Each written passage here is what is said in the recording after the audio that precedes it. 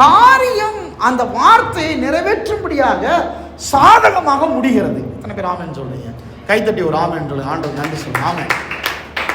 நான் எதுக்காக இதை சொல்ல வரேன்னா, இந்த பிரமாணத்தை தேவன் வாக்குத்தத்தத்தின் நிறைவேறுதலுக்காக நமக்கு கொடுத்திருக்கிறார். உங்களுக்கும் எனக்கும் கொடுத்திருக்கிறார். வாக்குத்தத்தத்தின் நிறைவேறுதலுக்காக அந்த நிறைவேறுதலை தூக்கி இதில் உட்கார வச்சிருக்கிறார். என்ன பிரமாணம்? விதைப்பும் அறுப்பும் பிரமாணம். சொல்லுங்க, விதைப்பு அறுப்பு பிரமாணம். சத்தமா சொல்லுங்க, விதைப்பு அறுப்பு பிரமாணம். விதைக்கும்படியாக விதைகளை பிரித்து எடுக்கிறது நம்முடைய ஒரு பிரமாணத்தின் நிறைவேறுதலாக இருக்குது. நாம் பிரிக்கும் போதே நாம் அந்த பிரமாணத்துக்கு கீழ்ப்படியும்படியாக நம்மை அர்ப்பணிக்கிறோம். அதனால தான் நான் உங்களுக்கு அடிக்கடி சொல்றேன், நாம் கனிகளை சாப்பிட வேண்டும், விதைகளை விதைத்து விட வேண்டும். விதைகளை சேர்த்து சாப்பிடக்கூடாது. பல பிரச்சனைகளுக்கு காரணம் விதையும் சேர்த்து சாப்பிட்றது தான். நாம் எப்பெல்லாம் இந்த பிரமாணத்தை ஆப்ரேட் பண்ணி விடுறோமோ, பிரமாணம் வேலை செய்யுதுங்க. யாருக்கு? அந்த பிரமாணத்தை இயக்கி விடுகிறவர்களுக்கு தான் வேலை செய்யும். பிரமாணம் இருக்குன்றக்கா எல்லாருக்கும் வேலை செய்யாது.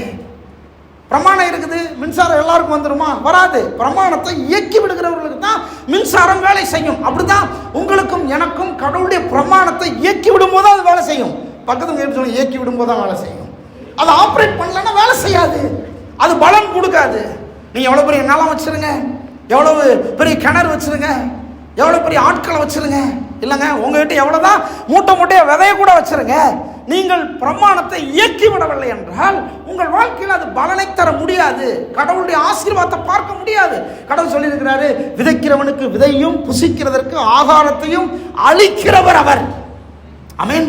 அவர் சொல்றாரு, பவுல் நட்டான், அப்போலோ நீர் பாய்ச்சினான், விளைய செய்கிறவர் அவர். யாருக்கு விளைய செய்வார்? விதைக்கிற ஆளுக்கு தான் விளைய செய்வார், இல்லையா?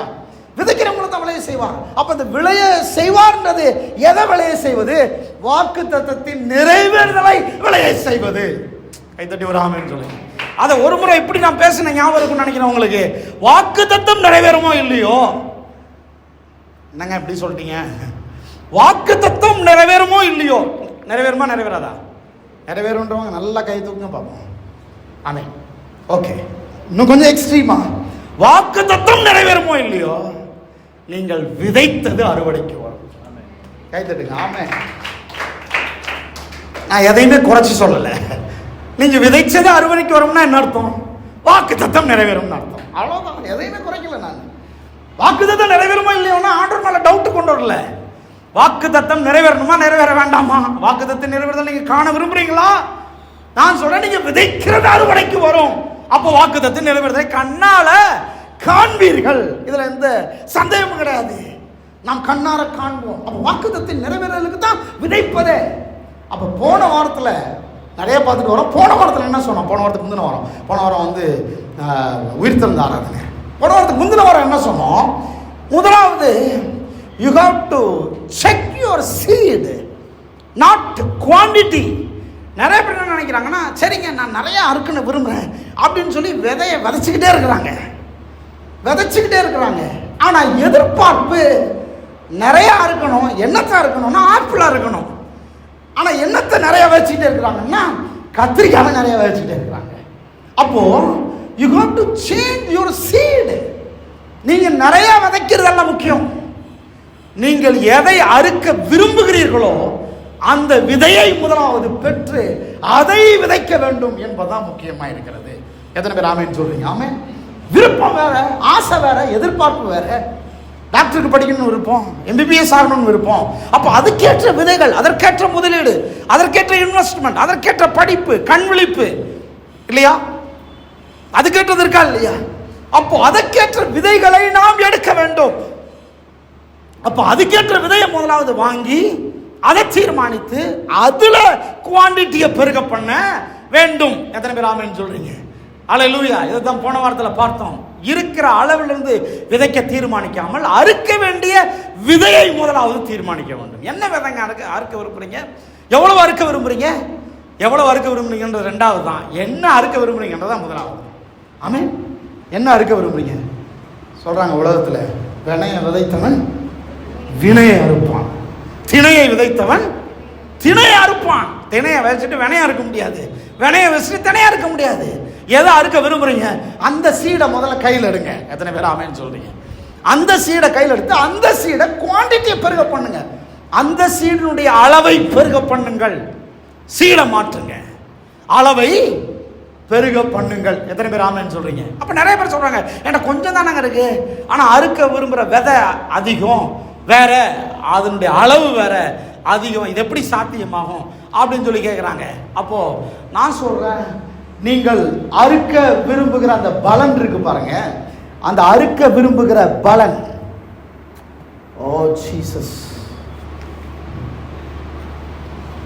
அந்த அறுக்க விரும்புகிற பலன் இருக்கு பாருங்க, அந்த பலனை நீங்கள் ஏராளமாய் தாராளமாய் அறுக்க விரும்பினால் நான் சொல்கிறேன், உங்களுடைய விதையை நீங்கள் ஏராளமாய் தாராளமாய் மாற்ற வேண்டும்.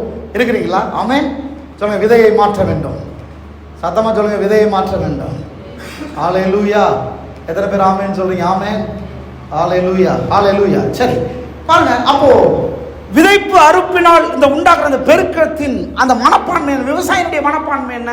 என் கையில் இருப்பது பலன், கனி மாத்திரம் அல்ல, இது ஒரு ரகமான விதை. சொல்லுங்க, ஒரு ரகமான விதை. சொல்லுங்க, ஒரு ரகமான விதை. அப்போ இந்த ரகத்தை நான் மாற்ற விரும்புகிறேன் அப்படின்னா அவன் என்ன செய்கிறான்? கொஞ்சம் இந்த ரகத்தை தூக்கி ஓரத்தில் வச்சுட்டு வேற ரகத்தை காசு கொடுத்து கொஞ்சம் பணத்தை செலவு பண்ணி நேரத்தை செலவு பண்ணி புதுசாக வாங்குறான். சொல்லுங்க, புதுசாக வாங்குறான். அப்போ புதிய விதையை வாங்குறான். புதிய விதையை வாங்கி அவன் ஏற்கனவே விதைத்து கொண்டிருக்கிறதுலேருந்து கொஞ்சம் வித்தியாசமாக வேற ஒன்றை விதைக்க ஆரம்பிக்கிறான். அப்போ நான் சொல்கிறேன், நம்முடைய வாழ்க்கையில் சில புதிய காரியங்களை அறுக்க விரும்பினால், புதிய ரகத்தை அறுக்க விரும்பினால், ஒரு புதிய ரகமான ஒரு அறுவடையை பலனை பெற விரும்பினால், நாம் நம்முடைய விதையின் ரகத்தை நாம் முதலாவது மாற்ற வேண்டும். எத்தனை பேர் ஆமென் சொல்றீங்க? ஆமென். அப்போ அதுக்கப்புறம் இன்னொன்று சொன்னேன், நம்ம இடத்துல இருக்கிறதெல்லாம் விதைன்றதை நம்ம முதல்ல அறிஞ்சிக்கணும். எல்லாமே விதை. நான் பேசினா அது ஒரு விதை, நான் போய் தொட்டா அது ஒரு விதை, நான் பணத்தை விதைச்சா அது ஒரு விதை, நான் ஒரு ஜெபத்தை பண்ணா அது ஒரு விதை. இத்தனை பேர் அப்படி பார்க்குறீங்க? ஆமென். நான் செய்கிற எல்லாமே ஒரு விதை. ஏதாவது ஒன்று ஒரு காரியத்தில் நீங்கள் முதலீடு போட்டால் கற்றுட்டு சொல்லுங்கள், ஆண்டவரே நான் இது ஒரு விதையாக விதைக்கிறேன். அப்போ நான் பைபிள் சொல்லுது இன்னும் எக்ஸ்ட்ரீமா, நம்மளையே ஒரு விதையாக சொல்லுது. நான் உன்னை எனக்கென்று இந்த பூமியில் விதைத்தேன்றார் ஆண்டவர். அப்போ நம்மளே ஒரு விதை. அப்போ நம்மகிட்ட இருக்கிற எல்லாமே விதை. நம்முடைய ஞானம் ஒரு விதை, நம்முடைய பேச்சு ஒரு விதை, நமக்குள்ள இருக்கிற அத்தனையும் விதை. அப்போ நம்முடைய பிள்ளைகள் ஒரு விதை இல்லையா? ஒரு பிள்ளைய கடவுளுக்காக கொடுக்கும்போது அந்த பிள்ளைய நான் கடவுளுக்கு என்று விதைக்கிறேன். இப்படி பார்க்குறீங்களா? ஆமென். அப்போ நான் எந்த ஒன்றை செய்தாலும் விதைக்கிறேன். அப்போ அதுல பலன் இருக்குதா? நிச்சயமா பலன் இருக்குது. ஏன்னா விளைய செய்கிறவர் கர்த்தர். நீங்க விதைச்சிட்டு கண்ணீர் வடிக்க வேண்டிய அவசியம் இல்லை. ஒருவேளை கண்ணீரோட விதைக்கலாம், ஆனா விதைச்சதுக்கு அப்புறம் நீங்க கண்ணீர் வடிக்க வேண்டிய அவசியம் இல்லை. ஏன்னு சொன்னா விளைய செய்கிறவர் கர்த்தர். சொல்லுங்க, விளைய செய்கிறவர் கர்த்தர். அவர் நிச்சயமா விளைய செய்வார். ஒருவேளை சூழ்நிலை மோசமா இருக்கலாம், நம்பின காரியங்கள் மோசமா இருக்கலாம், மழை போல நம்பி இருந்தது அங்க நடக்காம போயிடுச்சு. நான் சொல்றேன், அதை நடக்க வைப்பதற்கு நீங்கள் ஒரு விதையை விதைக்கிற அந்த மனப்பான்மையிலேயே அந்த சூழ்நிலைகள் மாற ஆரம்பிக்கும். நான் சொல்றேன், நீங்க உண்மையா இருப்பது கூட ஒரு விதை, நேர்மையா இருப்பது ஒரு விதை. எத்தனை பேர் ஆமென் சொல்றீங்க? ஆமென். உண்மையா நேர்மையா உங்க வேலையில், உங்கள் பணத்தில், உங்க பாஸுக்கு கரெக்டா இருக்கிறீங்கன்னா அது ஒரு விதை. அது பலன் கொடுக்குமா? ஆமாம், அது பலன் கொடுக்கும். ஏன்னு சொன்னால் எப்படி பலன் கொடுக்கும்? நீங்கள் உங்களுக்கு கொடுக்கப்பட்ட வேலையில், காரியத்தில், நேரத்தில், எந்த ஒன்றிலையுமே செயல்படுகிற விதத்தில் உண்மையாய் நேர்மையாக இருக்கிறத கர்த்தர் பார்க்கும்போது உங்களை ஏமாற்றணும்னு நினைக்கிறவங்க கூட உண்மையாக மாற்றிடுவார் கர்த்தர். கைத்தட்டி ஒரு ஆமென் சொல்லுங்க. உங்களை ஒருத்தரையும் ஏமாற்ற முடியாது. உங்களை ஏமாற்ற நினைக்கிறவங்க கூட அவர்கள் மனதளவில் மாறுவார்கள். எப்படி மாறுவாங்க? நீங்கள் அதான் விளைய செய்கிறவர் கர்த்தர் இல்லை, அவர் பார்த்துக்குவார். அதை எத்தனை பேர் ஆமென் சொல்றீங்க? பண விஷயத்தில் நீங்கள் கரெக்டாக இருக்கும்போது, உண்மையாக இருக்கும்போது, நேர்மையாக இருக்கும்போது, உங்களுடைய கை சுத்தமாக இருக்கும்போது, நான் சொல்றேன், அவங்க உங்களுக்கு வர வேண்டிய பணம்னு ஒன்று இருக்கு பாருங்க, அதுல கர்த்தர் அவன் இருதயத்தை மாற்றிடுவார், அவன் மனதை மாற்றிடுவார்.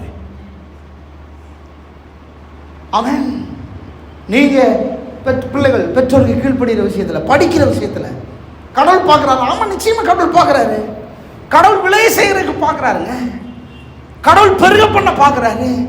கடவுள் உங்களை ஆசீர்வதிக்க பார்க்குறாரு. கடவுள் உங்களுடைய வாழ்க்கையை மேலே கொண்டு வர பார்க்குறாரு. எப்படிங்க மேலே கொண்டு வருவார்? நீங்கள் நடக்கிற நடையில தான், நீங்கள் செயல்படுற விதத்தில் தான், உங்களுக்கு கொடுக்கப்பட்ட டைமை நீங்கள் கீப் பண்ணுற விதத்தில் தான், நீங்கள் படிக்கிறதுக்கு நேரத்தை செலவு பண்ணுற விதத்தில் தான், உங்களுடைய சைடில் தான் எல்லா அறுவடையும் இருக்கிறது. என் சைடில் தான் எல்லா அறுவடையும் இருக்குது. நான் என்னை சரியாக பார்த்து கொள்வது உங்களுக்காக அல்ல, நான் என்னை சரியாக பார்த்து கொள்வது எனக்காக. ஏன் அறுவடைக்காக? நீங்கள் உங்களை சரியாய் பார்த்துக் கொள்வது மற்றவர்களுக்காக அல்ல, உங்கள் அறுவடைக்காக. அது தெரியுமா, தெரிய வருமா? கர்த்தர் ஊர் பார்க்க கொண்டு வந்து நிறுத்துவார், ஊர் பார்க்க உயர்த்தி காட்டுவார். ஊர் பார்க்க கடவுள் வந்து ஒரு காட்சி பொருள் போல வச்சு காண்பிப்பார். வார்த்தையை கேட்டு அந்த வார்த்தைக்கு தீர்மானம் எடுத்து அந்த வார்த்தையில் விசுவாசித்து வார்த்தையின்படி வாழ உங்கள் காலத்தை, நேரத்தை, உங்கள் குணத்தை, உங்கள் பணத்தை, உங்கள் பொருளாதாரத்தை, உங்களுடைய செயல்களை சகலவற்றும் நீங்கள் கரெக்டாக இருக்கும்போது, பரவாயில்ல நம்மளை சுற்றி இருக்கிறவங்க சரியாக இல்லாமல் இருப்பாங்க, அதை பொருட்படுத்தாதீங்க. அது மேட்டரே கிடையாது. என்னை சுற்றி இருக்கிறவர்கள் எப்படி இருக்காங்கன்றதுக்கு காரியமே கிடையாது. ஏன்னு சொன்னால் என்னை சுற்றி இருக்கிறவர்களால் எனக்கு வர வேண்டிய ஆசீர்வாதத்தை தடுக்க முடியாது. ஒருவேளை எனக்கு வர வேண்டிய ஆசீர்வாதத்தை நான் வேணா தடுக்கலாம். அதன் பேர் ஆமென் சொல்லுங்க.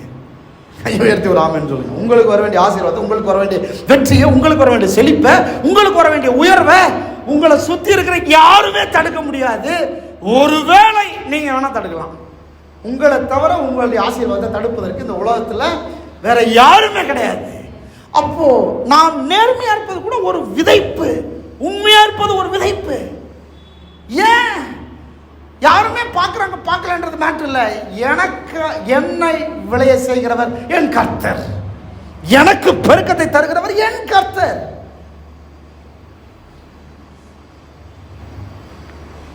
எத்தனை பேர் ஆமென் சொல்றீங்க? அல்லேலூயா. சில சமயங்களில் பாருங்க, நாம சிலர் என்ன நினைக்கிறாங்கன்னா, அவங்களே ரொம்ப மோசமான ஆள், அவங்களுக்கு ஏன் நம்ம நல்லவங்களா இருக்கும்னு நினைக்கிறாங்க. இல்லை, நிறைய பேர் அப்படி நினைக்கிறாங்க. பார்த்துருக்கீங்களா? யோசித்துருக்கீங்களா?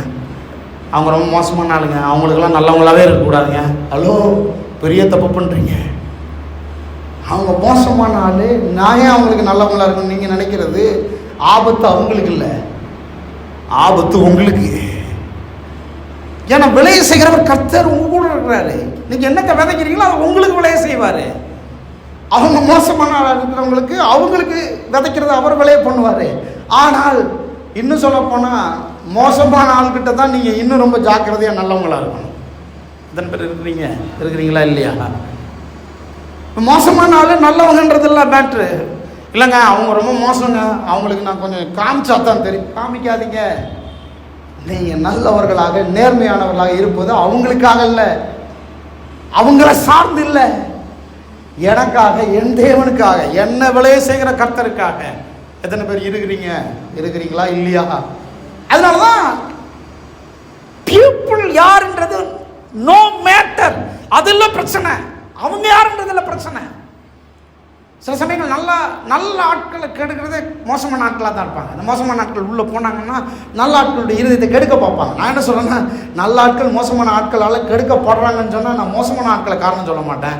நீங்கள் அந்த மோசமான ஆட்களை வார்த்தையை கேட்டு அவங்களுக்கு செவி கொடுத்து போகிற அளவுக்கு நீங்கள் கொஞ்சம் வீக்காக இருக்கிறீங்கன்னு தான் நான் பார்ப்பேன். நீங்கள் கொஞ்சம் பலவீனமாக இருக்கிறீங்க. ஆமாவா இல்லையா? அதான் கரெக்டு. நீங்கள் எவ்வளோ பலனுள்ள ஆளாக இருந்தாலும் மோசமான ஆள் உங்களை சரி பண்ணவே முடியாது. உங்களை அவன் காரியத்துக்கு இழுக்கவே முடியாது. நீங்கள் ஆரோக்கியமாக இருந்தீங்கன்னா. ஆமென், அல்லேலூயா. நாம் ஆரோக்கியமாக இருந்தால் அவன் ஒன்றுமே பண்ண முடியாது. நம்ம கொஞ்சம் பலவீனமாக இருந்தால் தான் அவன் நம்மளை அவன் காரியத்துக்கு திரும்ப பார்ப்பான். அந்த பலத்தை தான் நம்ம பெற்றுக்கொள்ளணும். அந்த பலவீனத்தின் மேலே ஒரு பலத்தை தான் பெற்றுக்கொள்ளணும். அதனால தான் நான் சொல்கிறேன், என் காலேஜில் அடிக்கடி சொல்லுவேன், தம்பிமார்கள் பசங்களுக்கு சொல்லுவேன், யாருக்காகவும் நீங்கள் உண்மையாக இருக்க வேண்டிய அவசியம் இல்லை. டீன் வராரு, டைரக்டர் வராரு, பிரின்சிபல் வராரு, நீங்கள் அவங்களுக்காகலாம் உண்மையாக இருக்க வேண்டிய அவசியம் இல்லை. உங்களுக்காக உண்மையாக இருங்க, அவ்வளோதான். உங்களுக்காக. ஏன்னு சொன்னால், நல்லா கவனிங்க, இட்ஸ் வெரி வெரி இம்பார்ட்டன்ட். ஏன்னு சொன்னால், நீங்கள் ஒன்றை செய்கிற செயல் ஒரு விதைப்பு. செகண்டரி, நீங்கள் செய்கிற செயல் ஒரு விதைப்பு மட்டும் இல்லை, நீங்கள் செய்கிற ஒரு செயல் அது உங்களுக்குள்ளே கேரக்டராக மாறப்போகிறது. அது உங்களுடைய குணாதிசயமாக மாறிவிடும். ஒரு முறை நான் ஃபுல்லான்ட்ட போய் சொல்கிறேன் அப்படின்னா, இல்லைங்க அந்த இடத்த தப்பிக்கிறக்காக போய் சொன்னேன் அப்படின்னு வச்சுங்க. ஒரு முறை நான் போய் சொல்கிறேன் அப்படின்னா, நாங்கள் இரண்டாவது முறை போய் சொல்வதற்கு ஒரு வாய்ப்பை ஏற்படுத்துகிறேன். சரி, இன்னும் ஒரே ஒரு தடவை ரெண்டாவது முறை போய் சொல்கிறேன் அப்படின்னா நடக்கிறது என்ன? அங்கே மூன்றாவது முறை என்னுடைய குணாதிசயத்தில் போய் அது கலந்து விடுகிறது. அது என்னுடைய குணமாக மாற ஆரம்பிக்கிறது. இப்போ பிரச்சனை ஃபெல்னாவுக்கு கிடையாது, பிரச்சனை மூணாவது நபர் கிடையாது, உங்களை சுற்றி இருக்கிறவங்களுக்கு கிடையாது.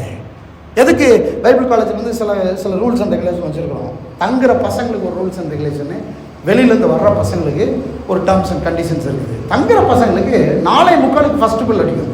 எத்தனை மணிக்கு சொல்லுங்கள்? காலையில் சத்தமாக சொல்லுங்கள்.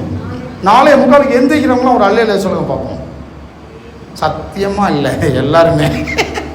ஆனால் இந்த 4:45 பெல்லுன்னு இந்த ஃபஸ்ட்டு டே வருவாங்கள்ல, அந்த இன்டர்வியூ டைமில் சொல்லுவோம் பாருங்கள், அப்போ அவன் ஒரு காரியத்தை தீர்மானிப்பான். என்ன தீர்மானிப்பான்னா, ரெசிடென்ஷியலாக இருக்க போகிறோன்னா டே ஸ்காலராக இருக்க போகிறோன்னு தீர்மானிப்பாங்க. ஏன்னா 4:45 ஃபஸ்ட்டு பெல்லு, 5 மணிக்கு செகண்ட் பெல்லு, எல்லாம் சாப்பல் கேதர் ஆகணும்னு சொன்ன உடனே அவன் சொல்லிடுவான், சார் நான் டே ஸ்காலராக வந்திருக்கிறேன் சார். ஏன் நான் டே ஸ்காலர் 8:30 உள்ளே வந்தால் போதும், நீ 4:45 ஏந்தி 6:45 ஏந்தி 7:45 ஏந்தி பல்லு விளக்காமல் கூட வந்து சேரு, அது பிரச்சனை கிடையாது, 8:30 உள்ளே வந்தால் சரி. அப்போது இந்த 4:45 பெல்லுன்னு ஒன்று ஒரு சிலர் தீர்மானிப்பான். என்ன தீர்மானிப்பான் தெரியுமா? இதுதான் கரெக்டாக என்னுடைய கேரக்டர் பில்ட் பண்ணுற இடம், ஸோ நான் ரெசிடென்சியலாக இருக்க போகிறேன், பக்கத்து தெருவில் இருக்கிறவங்க கூட ரெசிடென்சியலாக இருக்க போகிறேன்னு தீர்மானிப்பான். இருக்கிறீங்களா? எத்தனை வருஷம்? 2 வருஷம் 3 வருஷம் 2 வருஷம் 4:45 அவன் எந்திரிச்சே தீரணும். நான் சொல்கிறேன், ஜான் மேக்ஸ்வெல் சொல்கிறாரு, 3 மாதம் ஒரு காரியத்தை மீண்டும் மீண்டும் மீண்டும் நீ செய்ய பழகிவிட்டால் அது உன்னுடைய குணமாக மாறிடும். 4:45 3 மாதம் இருந்தீங்க. 4வது மாதத்தின் முதல் நாளில் நீங்கள் எழுப்ப வேண்டாம், 4:45 உங்களை எழுப்பி விடும். எத்தனை பேர் ஆமென்னு சொல்றீங்க? அப்போ எதுக்கு இவன் இந்த 4:45 எந்திரிச்சு பழகிறான் பாருங்க. 2 வருஷம் முடிஞ்சிருச்சு, 3 வருஷம் முடிஞ்சிருச்சு.